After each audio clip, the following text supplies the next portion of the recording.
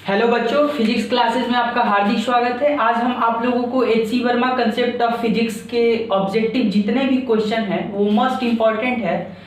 6 ही question है, वो 6 question आपके 20 क्वेश्चन के बराबर है, क्योंकि जो 6 क्वेश्चंस हैं उसमें बहुत सारे कंसेप्ट करने के बाद उसका आंसर आता है, इसलिए इसको समझना बहुत ज़रूरी होता है। जितना भी एच.सी. वर्मा का ऑब्जेक्टिव क्वेश्चन है वो मोस्ट इम्पॉर्टेंट है। एच.सी. वर्मा का जितना भी ऑब्जेक्टिव क्वेश्चन है वो मोस्ट इम्पॉर्टेंट है। ये फर्स्ट चैप्टर का ऑब्जेक्टिव क्वेश्चन है, introduction to physics. Most important जो ये टॉपिक्स है इंट्रोडक्शन टू फिजिक्स, जितने भी ऑब्जेक्टिव क्वेश्चन है इसे समझिएगा। हम इसे आसानी से आप लोगों को समझा देंगे। इससे पहले आप मेरे चैनल को सब्सक्राइब कर दीजिए और सपोर्ट कर दीजिए, ताकि जेईई मेंस, नीट और आपके 12th लेवल पे, 11th लेवल पे जितने भी फिजिक्स के प्रॉब्लम्स हो उसको मैं सॉल्व कर सकूं। तो देखिए ये फर्स्ट क्वेश्चन क्या कह रहा है, which of the following sets can not inter into the list of fundamental quantities in any system of units. जैसे ये कह रहा है कि फंडामेंटल क्वांटिटीज जो होती हैं उनमें वो इंटर ना करे, वो लिस्ट को इसमें से फाइंड करना है। तो जो लिस्ट है इनमें से कौन सा लिस्ट है जो फंडामेंटल, इनमें से कौन सा लिस्ट है जो फंडामेंटल क्वांटिटीज के लिस्ट में न आए, तो ये आपका ऑप्शन बी, ये क्या है, डिराइव्ड। इसे ये जो तीनों है ये फंडामेंटल क्वांटिटीज है, फंडामेंटल क्वांटिटीज है। ये जो आपका है ये डिराइव्ड क्वांटिटीज है। ये option A, option C, option D fundamental quantities है। ऑप्शन बी जो है आपका लेंथ टाइम वेलोसिटी, वो आपका क्या है, डिराइव्ड क्वांटिटीज है। तो डिराइव्ड क्वांटिटीज क्या होता है इसके बारे में समझाएंगे। डिराइव्ड क्वांटिटीज आपका ये होता है कि जैसे आप समझते हैं कि आप फंडामेंटल क्वांटिटीज और डिराइव्ड क्वांटिटीज पढ़े होंगे, तो डिराइव्ड क्वांटिटीज क्या होता है इसके बारे में हम अच्छा से आप लोगों को समझा दें। डिराइव्ड क्वांटिटीज वो क्वांटिटीज होता है जो डिपेंड्स हो अदर क्वांटिटीज पे, एज लाइक फंडामेंटल क्वांटिटीज पे, it is known as derived quantities. तो जो लेंथ है, टाइम है, वेलोसिटी है, वेलोसिटी जो है लेंथ टाइम पे डिपेंड है, it is called derived quantities. जो इसके बाद हम सेकंड ऑब्जेक्टिव क्वेश्चन को देखेंगे कि सेकंड ऑब्जेक्टिव क्वेश्चन क्या कह रहा है, मीनिंग इसका क्या है। A physical quantities is measured and result is expressed as n and u. N ये न्यूमेरिकल वैल्यू है और यूनिट है, where is unit used, and n is numerical value if the result is expressed in the various unit. Then इसमें ये कह रहा है कि एन और यू है, जो एन न्यूमेरिकल वैल्यू को रिप्रेजेंट कर रहा है, यू जो है यूनिट को रिप्रेजेंट कर रहा है, तो उनमें रिलेशन क्या होता है। तो रिलेशन जो होता है एन और यू का, n is inversely proportional to 1/u। क्या होता है, जब न्यूमेरिकल वैल्यू किसी भी फिजिकल क्वांटिटीज का बढ़ेगा तो उसका यूनिट क्या होगा, घटेगा। जैसे 1 मीटर बराबर 100 सेंटीमीटर, तो यहाँ पे जो मीटर है सेंटीमीटर में घट रहा है, तो उसका यूनिट क्या है, घट रहा है, और न्यूमेरिकल वैल्यू बढ़ रहा है। इसके बाद हम थर्ड क्वेश्चन को देखेंगे कि थर्ड क्वेश्चन क्या कह रहा है। थर्ड क्वेश्चन आप पढ़ेंगे, suppose a quantity x can be dimensionally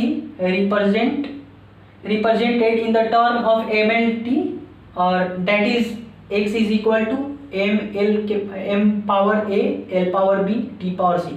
तो इसमें ये कह रहा है कि कोई फिजिकल क्वांटिटीज है उसको आप डायमेंशनली रिप्रेजेंट कर रहे हैं, तो इसमें x is equal to m power a l power b t power c है।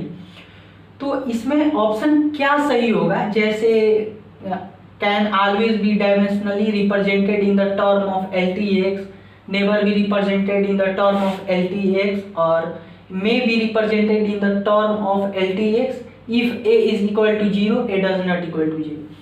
ये देखिए, जब आपका a यहाँ पे 0 हो जाएगा तो किसी भी, यदि आपकी वैल्यू, उसका पावर जो है 0 हो जाता है तो उसका वैल्यू क्या हो जाता है, 1 हो जाता है।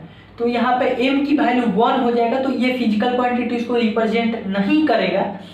और यहाँ पे यदि जीरो ना मतलब यहाँ 0 हो जाए तो 1 आ जाएगा, वो रिप्रेजेंट नहीं करेगा। किसी चीज़ का पावर जब 0 होता है तो उसकी वैल्यू 1 होती है, वो रिप्रेजेंट नहीं करेगा।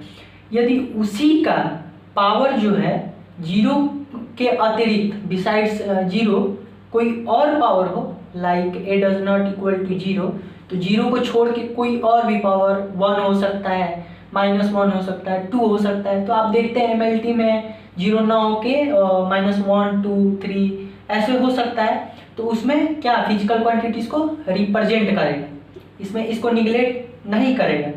तो ऑप्शन आपका डी सही है। ऑप्शन डी क्या कहता है, may be represented in the term of LTX if a does not equal to 0।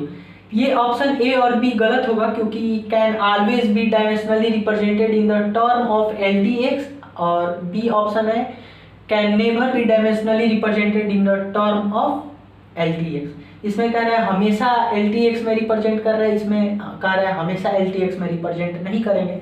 तो ये दोनों ऑप्शन गलत इसलिए है क्योंकि इनमें हमेशा यूज करने के लिए कह रहा है, इसमें नेवर कभी नहीं यूज करने को बोल रहा है। ये बताइए किसी फिजिकल क्वांटिटीज के सही रूप को एक क्वांटिटीज को हटा दिया जाए तो वो फिजिकल क्वांटिटीज को रिप्रेजेंट कभी नहीं करेंगे। इसके बाद हम ऑप्शन ऑब्जेक्टिव क्वेश्चन 4 को समझेंगे।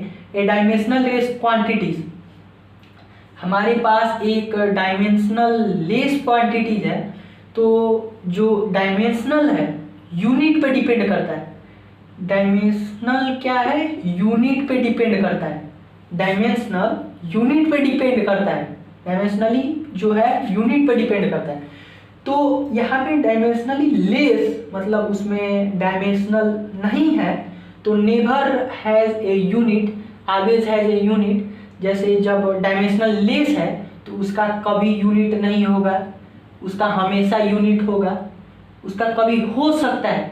तो ऑप्शन सी आपका सही है, क्योंकि जब डायमेंशनल लेस है तो उसका जो यूनिट है वो कभी भी हो सकता है। ऐसा नहीं कि हमेशा होगा कभी नहीं होगा, क्योंकि आप देखते हैं जो लाइक कुछ ऐसे एग्जाम्पल हैं जैसे जिसका स्ट्रेन हो गया, उसका जो डायमेंशनल लेस होता है तो उसका यूनिट नहीं होता है, लेकिन उसी में आप जब एंगल का मेजर करते हैं तो उसका यूनिट होता है, उसका डायमेंशनल लेस होते हुए भी उसका यूनिट होता है। तो इसलिए ऑप्शन सी आपका सही है। संभवतः कभी हो सकता है, मे हैव ए यूनिट, मतलब कंफर्म नहीं है। ऑप्शन डी गलत है, डज नॉट एग्जिस्ट, ऐसा नहीं है कि एग्जिस्ट नहीं होगा। फिर ऑप्शन ऑब्जेक्टिव क्वेश्चन 5 नंबर पढ़ेंगे कि क्या होता है। ए यूनिट लेस क्वांटिटीज, इसमें डायमेंशनल लेस था, इसमें यूनिट लेस था। तो यूनिट लेस जो है इसका ऑप्शन ए जो है सही होगा। रीजन है इसका never has a non zero dimension, जिसका यूनिट लेस है उसका वो क्या होगा, जीरो डायमेंशनल का होगा। इसमें क्या कर रहा है, नेवर भी कहा है, नॉन भी कहा है। तो नेवर और नॉन दोनों को जब हम एक दूसरे को इस सेंस को समझेंगे तो इसका मीनिंग आ जाएगा लास्ट में जीरो डायमेंशनल। नेवर और नॉन को हटा देंगे तो सिंपली इसका जीरो डायमेंशनल मीनिंग आ जाएगा। यूनिट लेस क्वांटिटीज होता है जीरो डायमेंशनल का। उसके बाद आपका ऑब्जेक्टिव क्वेश्चन 6 नंबर है, इसको समझेंगे। इसमें क्या करें, एक इंटीग्रल टाइप का एक यहाँ पे क्वांटिटीज रिप्रेजेंटिंग दे दिया है। इसको समझने के लिए आपको option A, option B, option C, option D दिया है। तो option A B C D इसमें क्या है, जब n की वैल्यू पूछ रहा है, n की वैल्यू आपका -1 और 1, और वैल्यू जब यहाँ पे हमने बताया था कि किसी भी चीज़ का जब वैल्यू 0 हो जाता है तो उसका जो वैल्यू निकलता है 1 निकलता है, उसका पावर 0 हो जाता है तो उसका वैल्यू 1 निकलता है। इसलिए इसमें आप देखेंगे जब n का वैल्यू है वहाँ पे 0 हो जाएगा तो उसका वैल्यू 1 हो जाएगा, इसलिए ऑप्शन नंबर ए सही है। आपको हम अच्छी तरह से समझा दिए हैं 1 2 3 4 5 6 क्वेश्चन को हम आप लोगों को इस तरह से समझा दिए कि आप कभी नहीं भूलिएगा। यहाँ पे डिराइव्ड क्वांटिटीज़ का बेस पे क्वेश्चन था, फिर यहाँ पे रिवीजन भी हो गया कि फंडामेंटल क्वांटिटीज़ डिराइव्ड क्वांटिटीज़ क्या होते हैं। इसके बाद हम आप लोगों को ये यूनिट और न्यूमेरिकल वैल्यू में आप लोगों को रिलेशन भी बता दिया कैसे क्या होता है। उसके बाद फिजिकल क्वांटिटीज़ का क्या वैल्यू रिप्रेजेंटेशन होता है, डायमेंशनल लेस और यूनिट लेस कंडीशन पे भी क्वेश्चन है, और यहाँ पे वैल्यू पे भी ऑब्टेनिंग क्वेश्चन है। तो धन्यवाद मेरे वीडियो देखने के लिए, और आप मेरे चैनल को सब्सक्राइब कर दीजिए ताकि हमें सपोर्ट मिले और हम आप लोगों के फिजिक्स का चैनल के माध्यम से आप लोगों को हम जेई नीट और 11-12 बेसिक्स और बहुत सारे ऑब्जेक्टिव क्वेश्चन आप लोगों को कराएं ताकि आप लोगों को सहायता मिले।